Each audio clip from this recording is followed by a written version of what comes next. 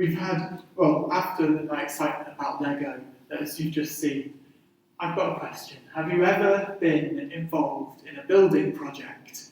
Not like a building of a new house, but like a small thing that's changed, maybe a new kitchen, an extension, something like that. If not, think about our kitchen here at the hall. A few months ago, we had our kitchen changed and renewed, and as the last one was here since this new building is near 30 years old now. But since this building was around, it's been in there, and we've built a new one and changed it. Maybe within the images in your head of building projects that you've been involved in, where you've seen beginning to end, you see how it used to be and how it is now.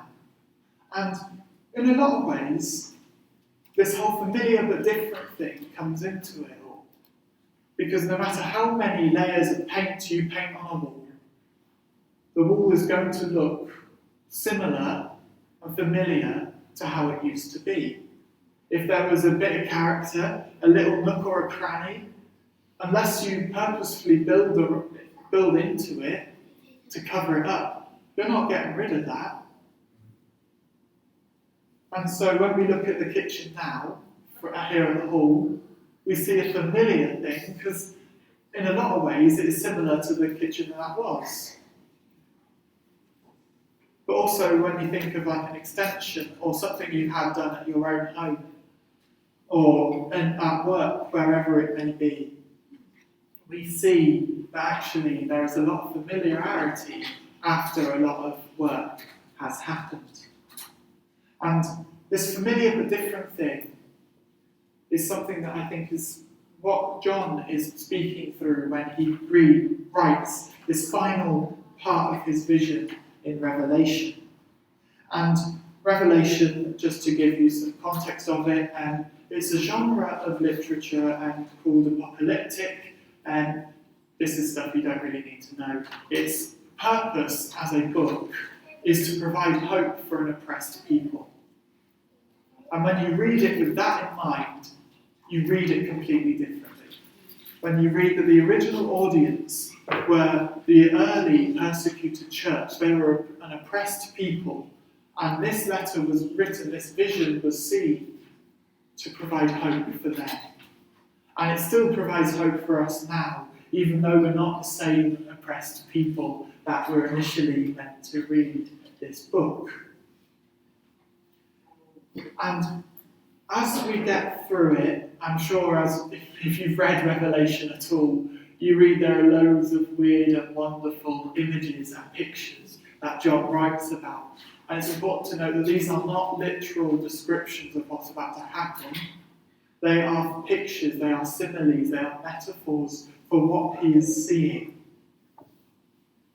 But when we get to where we are at this point, in the previous chapter, chapter 20, we read of the destruction of all evil forces that oppose God. And we actually see all that's left is what is godly. And as a result, this is the context in which John starts to see the new heaven and the new earth. And I'm sure as we read this, the two bits that we read today, the beginning of chapter 21 and the beginning of chapter 22, are almost the bookends of the vision of the new city. Some of it speaks of the exterior part of the city, and then chapter 22 goes into the interior part of the city. But as we read it, when we just read it for what it is, there is a real sense of hope. We read it and we go, this is what's going to happen. Life's going to be great. There'll be no more tears. There'll be no more death. Everything's going to be great. God will be with us. And that's wonderful. And that provides so much hope. And it should do. However, when we apply the familiar but different principle to this passage of Scripture, and we think about the Old Testament in relation to this, we get so much more. Our hope is deepened. For the first bit, first verse of chapter 21, We get a new heaven, a new earth, and a new Jerusalem. Heaven, earth, Jerusalem. All three things that would have been familiar to the readers of the letter at the time. They knew about heaven, they knew about the earth, they were living on it, and they knew about Jerusalem as the physical city it was. Yet this is a new thing, familiar but different. When we get to chapter 22, we see the river with the water of life flowing from the throne through the city. And this image in itself takes us back to the Garden of Eden, with the river that flows from the garden and provides life for the world around it. And also, we get a reflection in Ezekiel chapter 47, where it's really a case of the river that flows from the temple in Jerusalem, that flows through the wilderness, bringing life to a desert. The river that gets deeper and deeper as it flows, but provides life in this restored Jerusalem that Ezekiel sees. Further in chapter 22, we also see the tree of life, which is also another image from the Garden of Eden. However, this time, where in the Garden of Eden it was the forbidden tree with the forbidden fruit, where Adam and Eve couldn't eat from it, this is a bunch of trees that are so fruitful that they are to feed everyone in the city. But also we get this in Ezekiel as well, in his images of this restored and renewed place that he sees. Actually, this is a tree that provides healing. Its leaves are medicinal for whoever needs it. In a lot of ways, this is almost the promises that God's people had been holding out for being fulfilled. But also eventually in verse 3 of 21, we read that God will make his home among his people. And this is a promise that God has been making all the way since Genesis, throughout the Old Testament. That if you are faithful to me, I will make my home among you. And that's where the whole tabernacle and the temple ideas come from. It's a specific place where God would dwell among his people. But rather than needing a house or a temple, God will be among his people face to face. All of these images are such drawn out things from all of Scripture, and we get such hope and promise through this. Actually, the promises that God has been making for millennia now will come to pass. And it also reminds us that actually what's going to come isn't going to be a detached reality. The life as we know it now will be involved. This life will be renewed and restored, ready for what is to come. But as I read this passage and I read the few examples of the images from the Garden of Eden that I've shared with you, there are more within this passage. But it makes me think that actually this is a passage of Scripture that says the Garden of Eden was great. God dwelled among his people. However, the Garden of Eden was only two people. The coming kingdom is to be the nations. And this is the thing of the Garden of Eden was great, but what is to come will be greater. It will be familiar, yes, but different for the better. And you might be thinking, what does this mean for me? This is great from a eternal hope point of view, but what does this mean to my day-to-day living now?